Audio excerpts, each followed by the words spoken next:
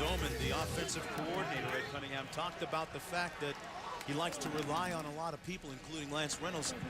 Right now, it seems to me like he's saying, hey, I got this. Yeah. I'm okay. You know, you go back to last week, and he was very honest about the play calling, especially in the first half. They got inside the 30 5 times in that first half against Ole Miss. Came away with 0 points. Talked about the soul-searching. Right now, he's feeling it. He's in the zone like his athletes. And I think Manny Diaz has got to start getting some quicker athletes on because they're just not able to cover BYU right now. As for Texas's offense, you couldn't help but notice the chorus of boos as Garrett Gilbert came back onto the field. Whitaker with the carry. Got a couple as we check in with the studio. Mark, a scary moment at the end of the Minnesota-New Mexico State game as Minnesota head coach Jerry Kill went down on the sidelines with about 20 seconds to go. It was an apparent seizure. Taken to the hospital. Minnesota reporting he is in stable condition. We will update his status as it becomes available. Mark?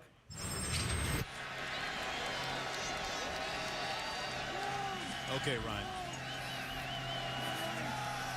2nd and 9.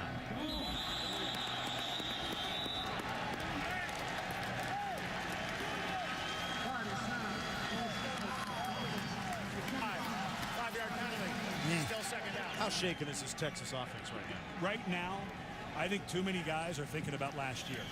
I think they're a little bit in their head. I think they've been punched in the mouth by a very good physical defensive front for BYU. And, you know, when we talked to Mac Brown yesterday, we said, what's the #1 thing you need to see from this team? He said, I want to see how they react to adversity. Right now, not reacting very well. Gilbert has thrown interceptions on his last 2 passes. 2nd and 14. Completes this one to Ozzie Whitaker. Let's check in downstairs with Samantha. Yeah, guys, it's something that every coach is looking for from his players. It's buy-in. And Brian Harsin told us in the meetings yesterday that he wanted his guys to buy in so much that he actually showed them the tape from Boise State, Georgia last week to show them the system that he's trying to convince them works. Right now is one of those times. Offensive line coach Stacy Searles just got in the face of his O-line and said, guys, don't look at the score. I just need you to focus. Time for some buy-in. Yeah, certainly with 3rd and 11.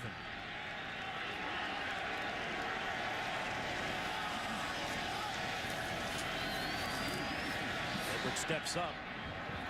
Incomplete. Shipley, the closest one there. And, you know, the fans, I understand. Everyone's upset, and they're sharing that. But, you know, that's not going to shake much of the decision-making. But I think the quarterback is rattled. How short a leash do you think he's on right now? I think I would be really surprised if we don't see a combination of David Ash and potentially Case McCoy come into the game on the next drive. Right now, it looks to me like Garrett Gilbert is having flashbacks to last year. There's the rugby-style punt for the first time this afternoon from Justin Tucker. It's down to Floslev, and it's going to be on Texas's side of midfield, and we got a flag down to the field as well after that 35-yard punt.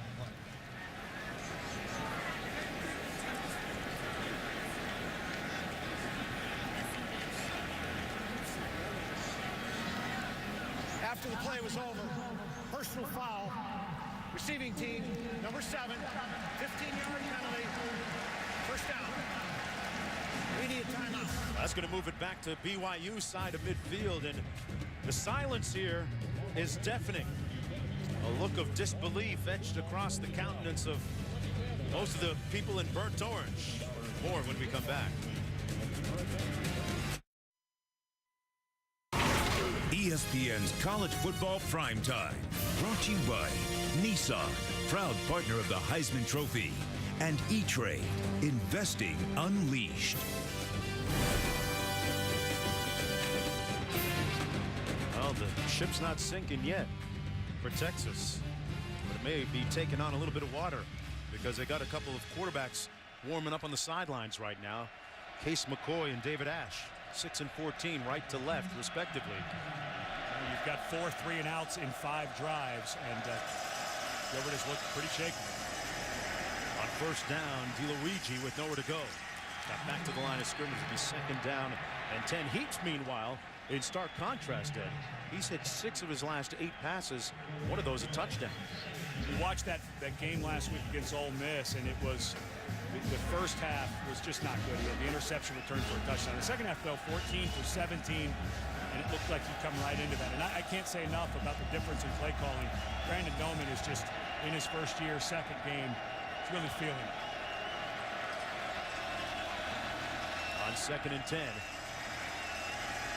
Leads another one. That's 7 out of 9 to Jacobson, but we shouldn't be surprised because there is a long lineage of quarterbacks that have been successful coming out of BYU.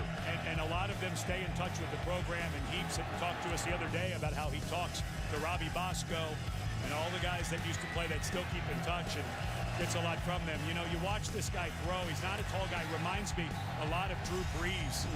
He's not a 6'3" guy, but it's hard to argue against that list and not say this isn't quarterback U. I mean, I think you can argue Miami. Michigan has had actually a great run of quarterbacks too, but you look at that college and NFL level, it might be the best. Impressive list. This time he's sacked back at the 34. Ashton Dorsey makes a play. Dorsey, a guy who did not play last week, was suspended for the opener, lined up on the center, and the left guard, Houston Reynolds, comes down just a little bit late, and this is a young man, Dorsey. When we were talking to Manny Diaz, he said he's quick, he's got good lateral speed, and that time, as soon as Reynolds was late coming down there, he fought through, and they need somebody on that defensive line to stand up. They didn't have him last week because of suspension. They need big things from him. Riley Stevenson punting from his own 18-yard line. Jackson Shipley back deep. Calls for the fair catch at the 28-yard line. A 38-yard punt, nothing on the return, and Manny Diaz's defense came up with a big play. Great sack by Ashton Dorsey. They need a few more of those on the other side.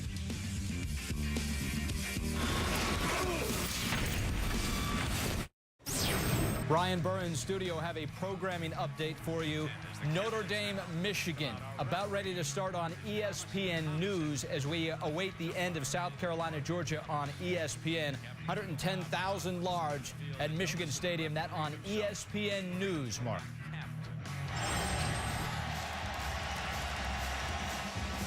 All right, thanks a lot, Ryan. Back here, we're going to see the third quarterback of the afternoon already for Texas. Case McCoy in the ball game underneath the center. A 6'2" sophomore, the younger brother of Colt McCoy.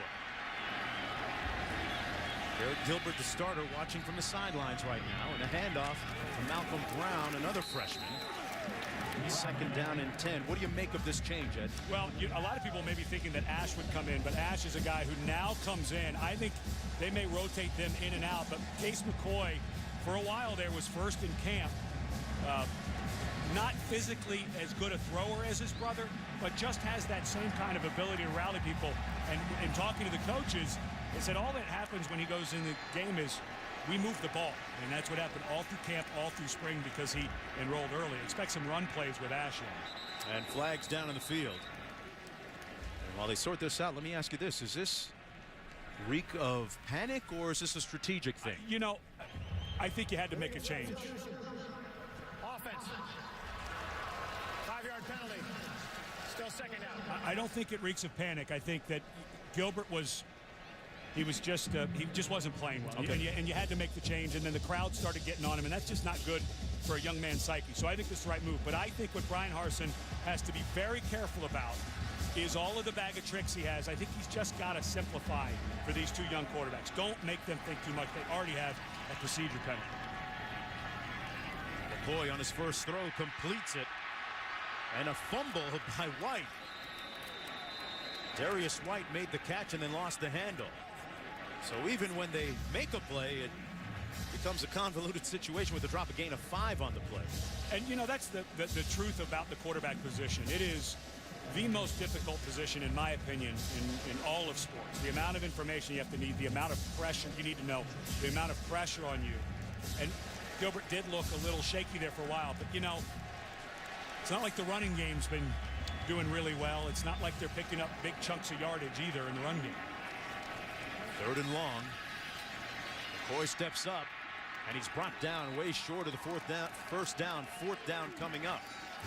Well, Van Noy making the tackle on the play. Van Noy is a guy, when I watched him on film last week, this guy, he's intense. The biggest thing I saw from him as an outside linebacker, he's really slippery. Guys just cannot get their hands on him. Good tackle there. In this BYU defense, I don't think they can. I think if Colt McCoy were out there right now, this Texas offense would be struggling. Another 3 and out for the Longhorn offensively. There's the rugby-style punt from Tucker.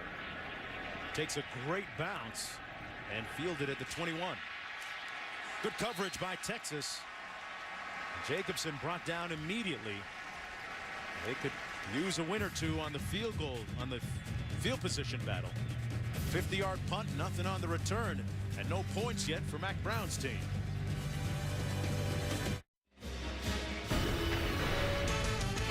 Welcome back, everyone, and Sunday NFL Countdown returns this season with a new start time in 3 hours with the best in the business providing news and the latest updates from stadiums around the league right up until kickoff. Sunday NFL Countdown presented by IBM on ESPN Sunday, 10 a.m. Eastern Time. And Sunday morning at ESPN2 debuts a new fall lineup of Outside the Lines hosted by Bob Lee. That moves to 10 a.m. And the Sports Reporters finds a new home at 10:30. Outside the Line and Sports Reporters Sundays now on ESPN2. 1st and 10 from BYU's 21. Heaps intercepted at the 25. Josh Turner with a huge defensive play. Well, this was a miscommunication between quarterback and receiver. Was it ever? Yeah, Heaps thought that Matthews was going to run a stop, and Matthews ran an inside route, and all Phillips did, the receiver, as he breaks, he was throwing that to DeLuigi. He expected DeLuigi to run and just hook up, and instead DeLuigi comes to the inside. Heaps is throwing to a spot, and a good job by Phillips reading, and a huge momentum break for Texas. This is about as good field position as they've had all day. Ash in the ball game now at quarterback. McCoy watching. Whistle. And they might want to look at that interception. Josh Turner appeared to make the interception a few moments ago. Prior to the snap, the ruling on the field was a catch. BYU is challenging that the catch was completed.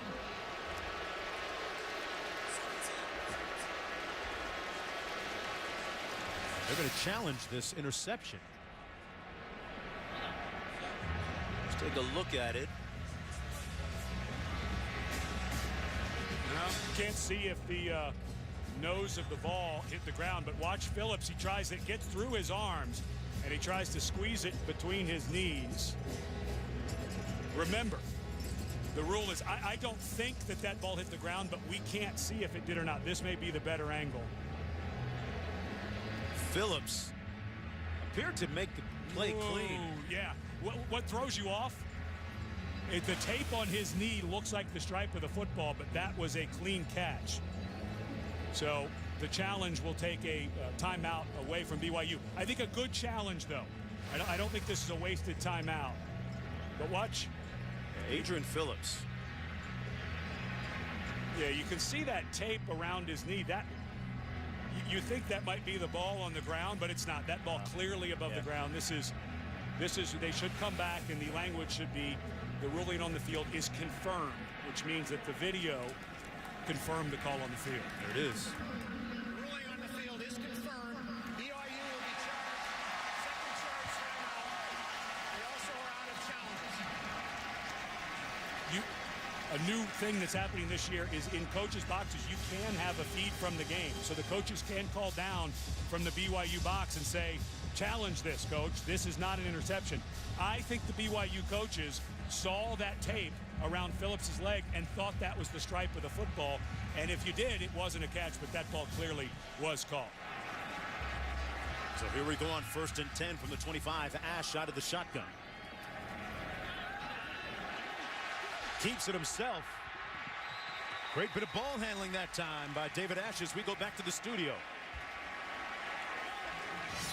All right, let's get an update now. South Carolina in Georgia. It has gone final. Aaron Murray fumbles.